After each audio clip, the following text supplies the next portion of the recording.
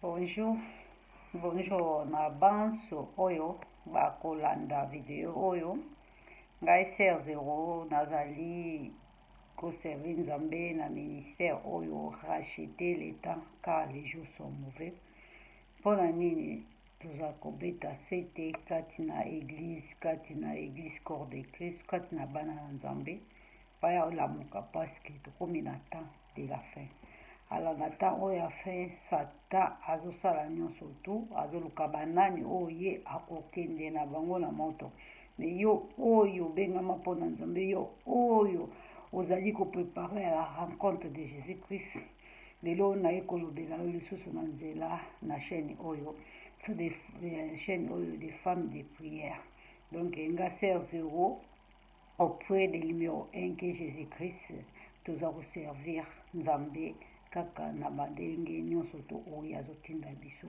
Lelo naye kolobela lisusu na teme moko oyo vraiment ezosalanga mpasi naye kolobela surtout bapara ya wana bavideo oyo esikile audio oyo toyoki ya belle famille ya mama ya belle famille ya soki Zawadi vraiment eza kosala mpasi mpe mawa yango toye susu kolobela bafemme sage afin ke babati bandako na bango po te une femme sage bâtit sa maison, une femme essence la renverse dans ses propres mains.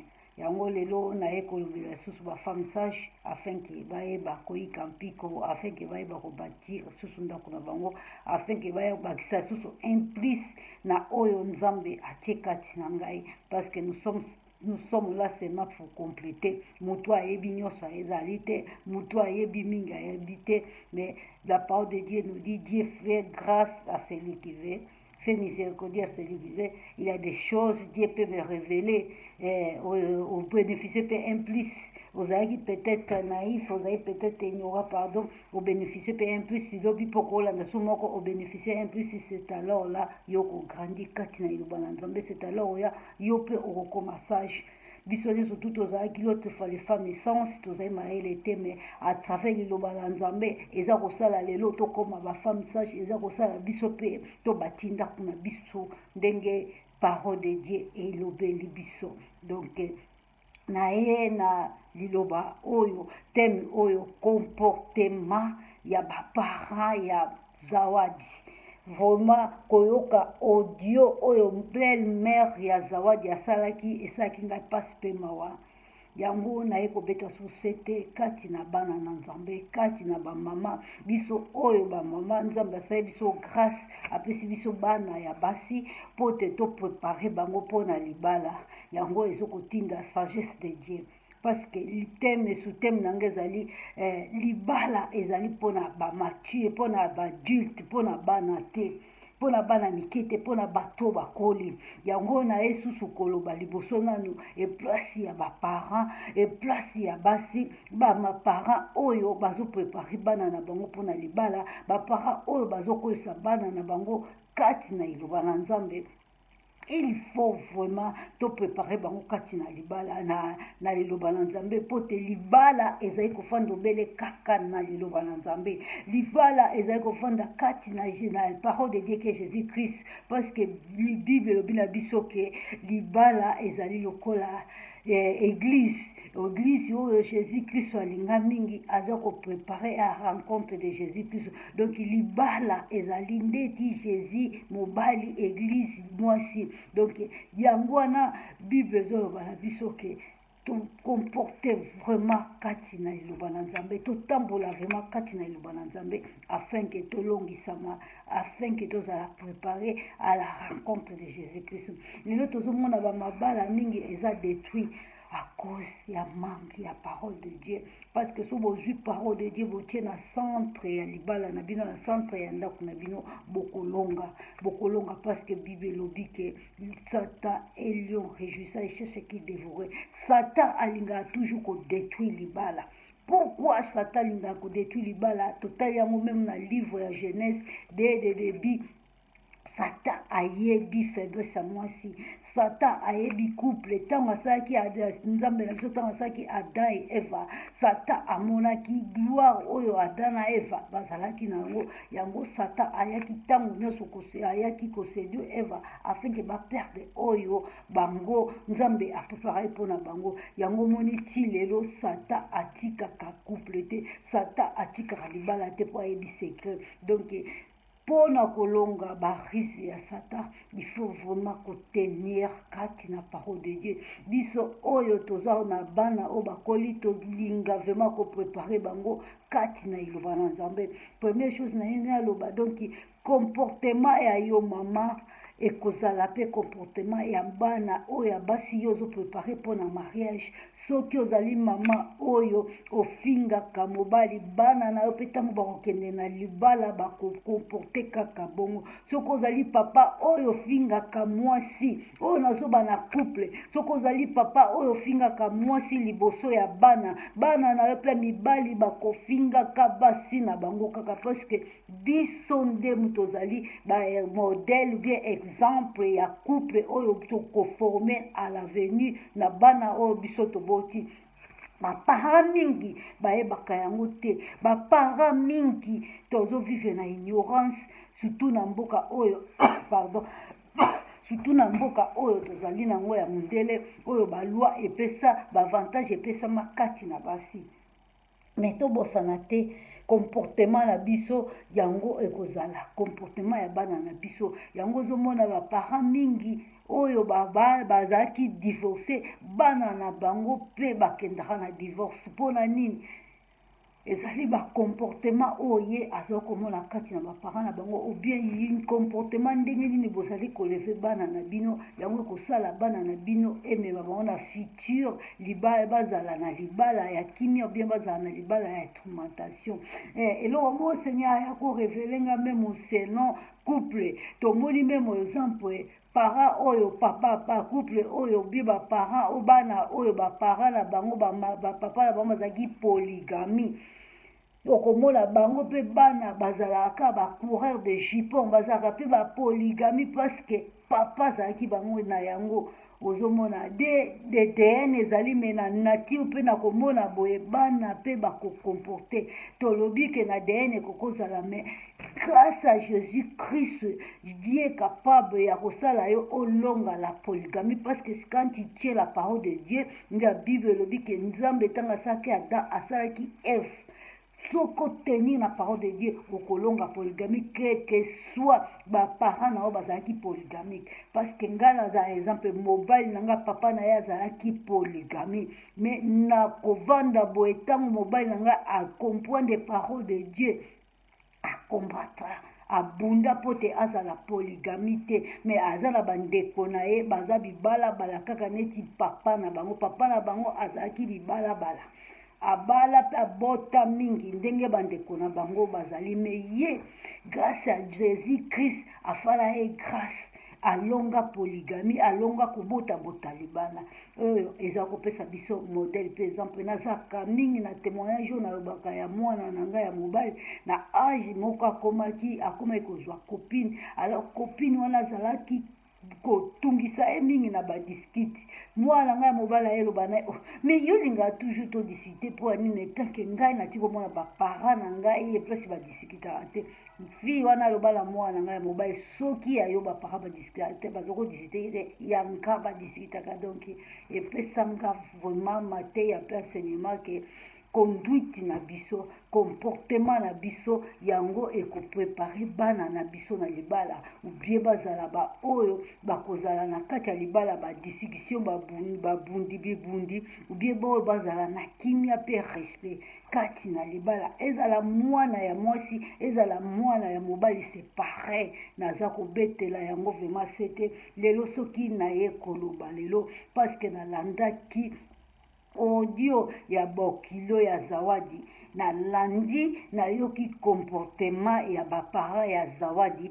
esalaki nga mpasi mpe mawa. Eloko nini nga na koloba na kokota liboso vraiment na parole de Dieu, nalingi vraiment kobeta sete même na bato oyo noyebi baluba bozali na batradition mingi ezali mabe te. Oyo baswahili bozali na tradition kobalesaka bana très jeune ezali mabe te, ezali bien, ezali biblique. Bozali kolinga kokimisa bango kati na péché afin que bazala vraiment juste. Mais problème ezali que il faut préparer bango. En plus il faut boyeba tanini o biso tokomi. Soki biso même biso ngai na baparent na nga mpe mama na nga balaka très jeune na âge ya 15 ans na série na bango ezalaka bongo. Mais série o biso tobokoli biso série na biso ezalaki à partir ya 20 ans oza kozwa mpe fiancé oza kobala oza déjà na maturité. Mais na série oyo tozovivre lelo oyo vraiment eza série moko très difficile. Ngande naza bona koki ko permettre moi na nga ya 20 ans te bala ndenga naza bona même moi na 22 ans 25 ans il faut na mona vraiment soka ça na mature na koki ko accepter te ndenge bato musu baza kosala okoki kokimisa péché po te atambola na vie ya débauche to balisi ye mais aza mature te aza na ayebi baréalité ya libala te avivre na secre oyo biso tovivre te na secre na bango eza d'autre chose. Alors ezala difficile alonga ou bien afanda kati na libala. Même si vous formez la parole de Dieu, avant vraiment la parole de Dieu, puis avant dans la crainte de l'Éternel, deuxième chose vraiment, maman, oya botimo nana, aïeba bien qu'on préparer, na kumisa kanzambe, passer ma selo, asala rani, ba séminaire, que si les couples, que libala, ezali pour la maturité, pour la mouto, ezali na maturité, ou bien pour la mouto à coli, libala vraiment ya lelo, ezali pour la bana mikiete. Parce que tout le monde vraiment d'exemple mingi o esalami kati na monde oyo bato babalisa bana na bango avantage ba conséquences nango esali bien te yango malamu senye mwana utu lisumu ke o précipité akende ko vivre kati na libala ya aza na maturité te ekomema ye na buzoba ou bien okobebisa mwana nde wana akobota kaka na ndaka libala aza buzoba aza kokola te.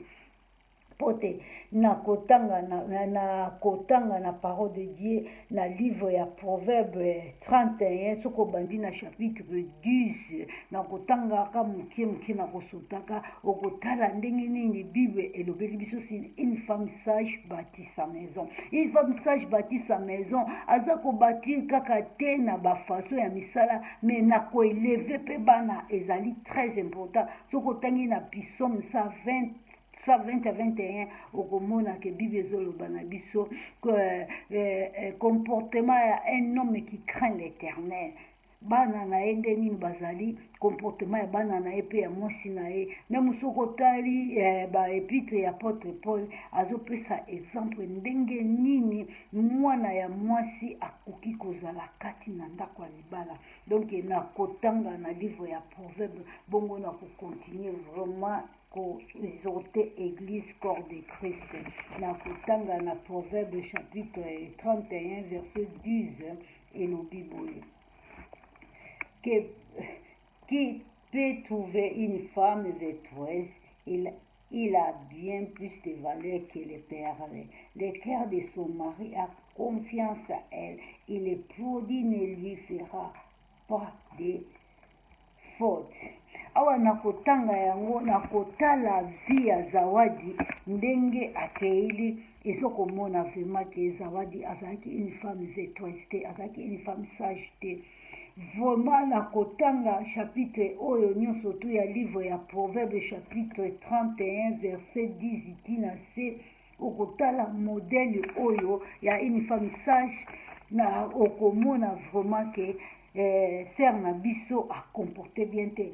Eloko esalinga pasi ya liboso na koloba na Zawadi apres babétise babuzoba na ye ya filme asali ti atie na ba YouTube ake kopermettre vraiment ye moko mpe asala ba live na bato aexplike nyonso tu oyo ye avivaki na mike. C'est vrai vraiment ezokomonisa ke azalaki une femme sage te, azalaki une femme vertueuse te. Bible ezoloba na biso une fois comportement et une femme sage, mobali naza en confiance na ye. En plus c'est deuxième chose na ye naloba mobali na ye epesi Zawadi azwaki décision akende kokutana na frère Mike.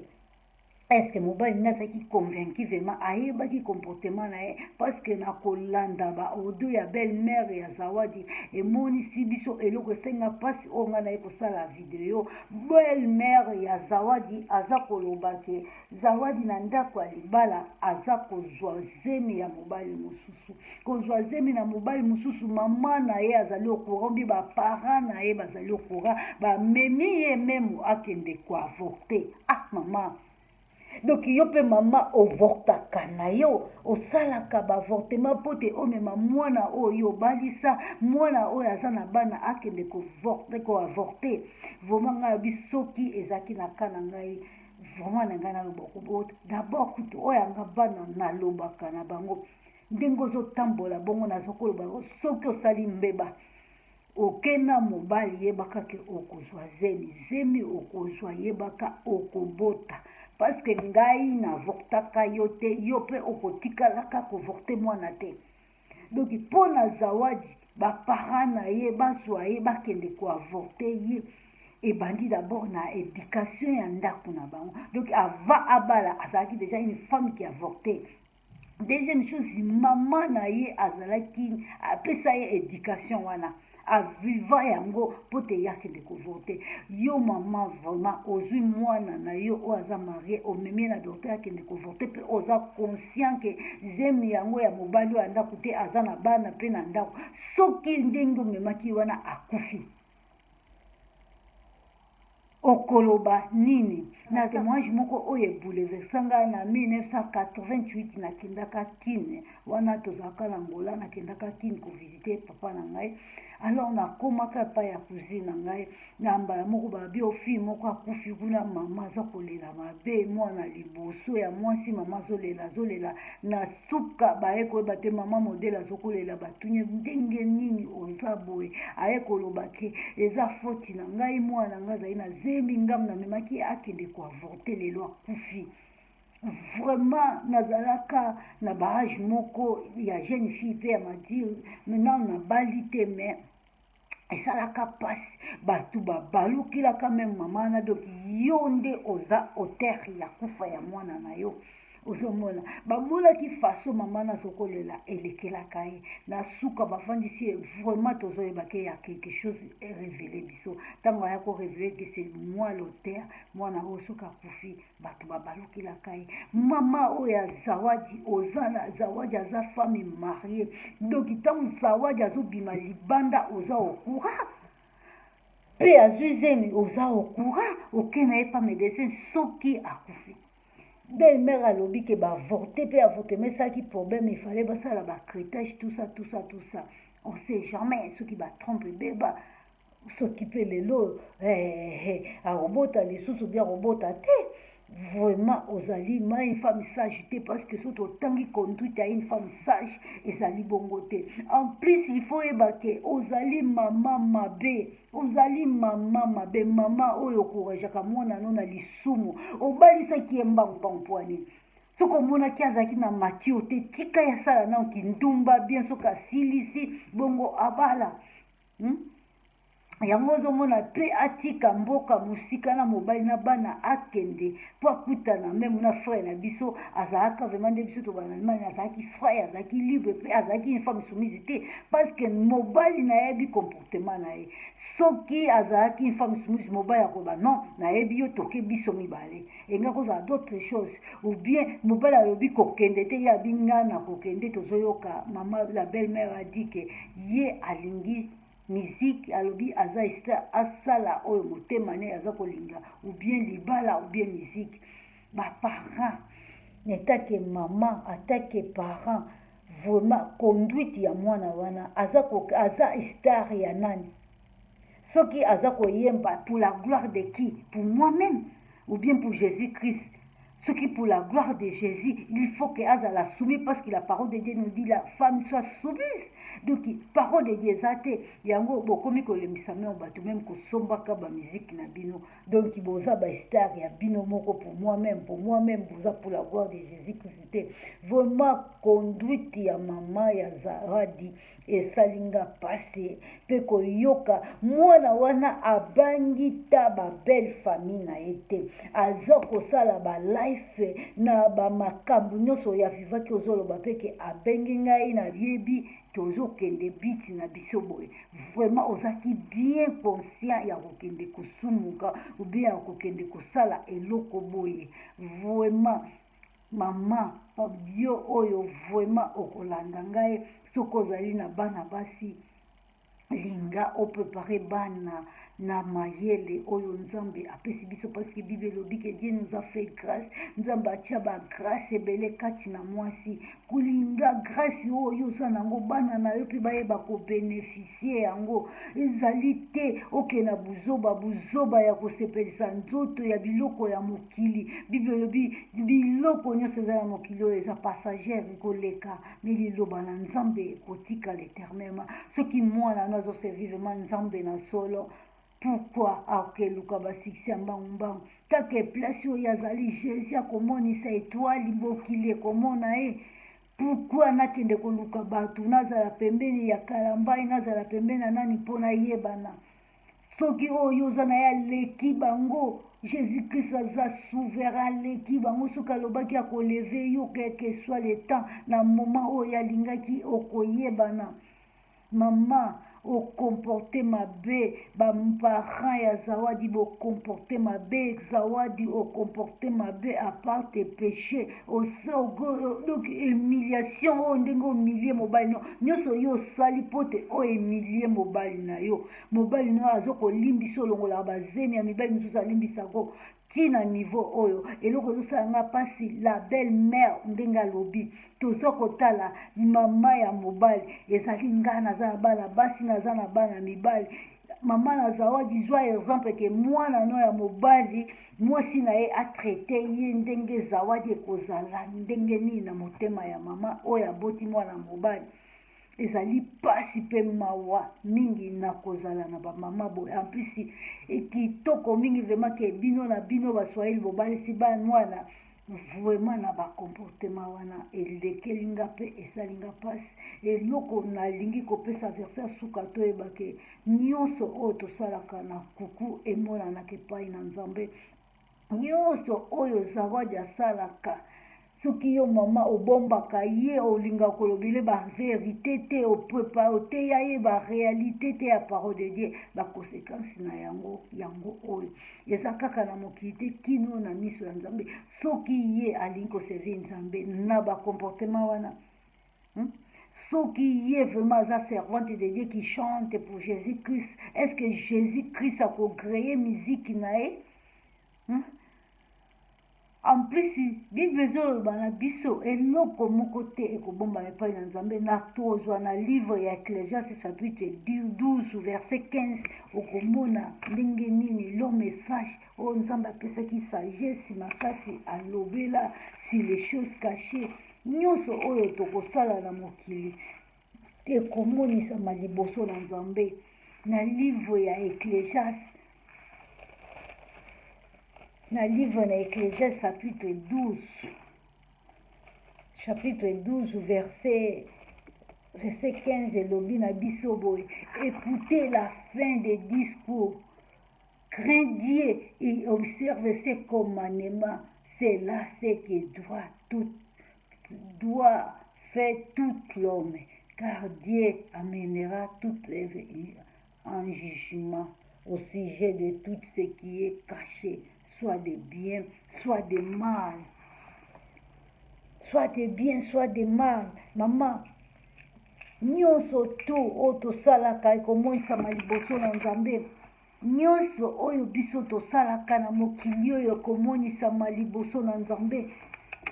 Na liboso na nzambe.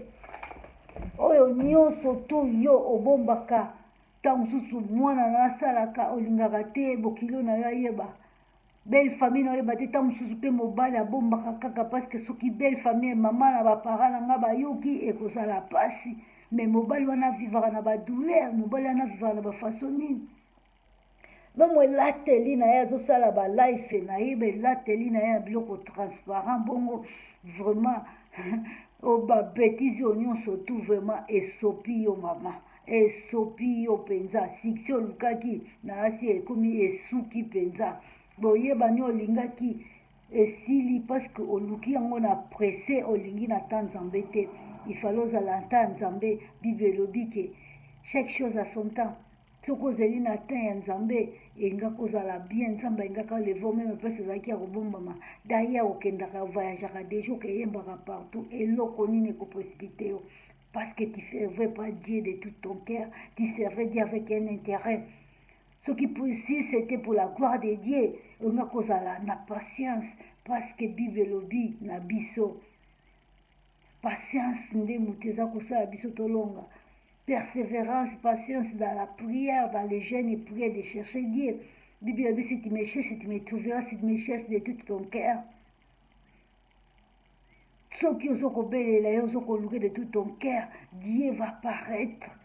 Comment okoki comporter bongo parents oyo oza na mwana omwa poza na bana na mibali eske mwana no mobali mwasi na ya comporter bongo mama okozala malamu mpenza na famille wana vraiment oyo nyonso tu esalami ezali kaka mpo esenye biso surtout église corps de Christ toyeba na tani tovivre parce que eza basigne de temps de la fin wana biso toza kokola biloko nyonso toza kovivre yango te mwasi aza kose respecte mwasi aza kozela toujours un jour nga nazwa libala nazwa te azala na kimia mais mwasi ozwi libala oza koluka kaka précipitation ya koluka succès soki mbongo soki succès nazoyeba te bible elobi nyonso tokozwa na mokili oyo ekoleka me liloba na nzambe ekoleka te na toutes ces choses ezomonisa biso kaka tozozonga kaka na Matthieu 24 les signes de la temps de la fin parce que biloko nyonso tu mutu vraiment asali babétise nyonso tu aza na honte te ke mokili mobimba balanda ye abanda korencontre babétise oyo nyonso tu asali ezolekela nga mpe elekelaki ngai vraiment nakoyoka yango elekelaki ngai ye moko ozokonfirme yo moko mpe ozwi vraiment courage ose ozomona vraiment ke mabe ekomi malamu ndenge elobi na proverbe 5 verset 20 puis Esaïe 5 chapitre 20 verset 20 vraiment mabe ekomi malamu amertume ekomi douceur ekomi amertume parce que na réalité ce n'est pas possible ce n'est pas vrai, mais ce sont des choses vraies que nous vivons. Donc, ezomonisa biso toza na temps de la fin. Attends de la fin, vraiment, te préparer à la rencontre de Jésus, parce que Jésus azali koya, vraiment. Jésus azali koya basini nyonso ya loba kati na biso kati na esa tovivre yango mpe toza komonisa yango donc ndelo na ye kobeta sete na yo mama oyo ozali koprepare bana na libala soit ya mobali soit ya mwasi yeba koprepare vraiment na crainte de l'éternel yeba koprepare vraiment na kobanga nzambe même soki déjà baza na mariage il faut vraiment obetaka toujours c'était que sois soumis à ton mari, mari aimé ta femme. Oyo liloba na nzambe elobi afin que bana na biso bazala na mariage heureuse afin que molimo ya divorce erenye te na bacouple ya bana na biso lelo tozomona badivorce mingi lelo tozomona babiloko mingi kati na babala bana na biso c'est à cause ya kozanga koprepare bango kati na liloba na nzambe parce que la parole de Dieu nous dit la parole de Dieu c'est une lampe de nos pieds et éclairaka miso na biso mpe makolo na biso eplace eza kotambola ekotambosama kati na crainte zawadi parole de Dieu ezalaki lampe te na makolo na yo yango monike otamboli na ténèbre okweyisami kati na libulu na skomi na suka nzambe alola apambola bino, nzambe alola afuta bino. Nasali video oyo mpona kolobela mama moko oyo aza na bana kotala comportement, kotala conduite. Soki olingi kolanda vraiment témoignage ya belle-mère ya Zawadi, okomona yango ezali na YouTube. Okolanda yango okoyoka pasi mpe mawa netake mwana na nzambe oyo atangaka parole de Dieu, oyo apartageaka parole de Dieu. Vraiment ezali kosala pasi mpe mawa ya kozala na basi ya bongo, soi-disant chrétien, soi-disant bana na nzambe, soi-disant chante, mais bazali vraiment bana na nzambe te. C'était moi, la sœur Zéro, dans le ministère. Racheter les temps, car les jours sont mauvais. Toujours pour vivre vraiment un temps mauvais. Prépare-toi à la rencontre de Jésus-Christ. Nzambe afuta bino, nzambe apambola bino.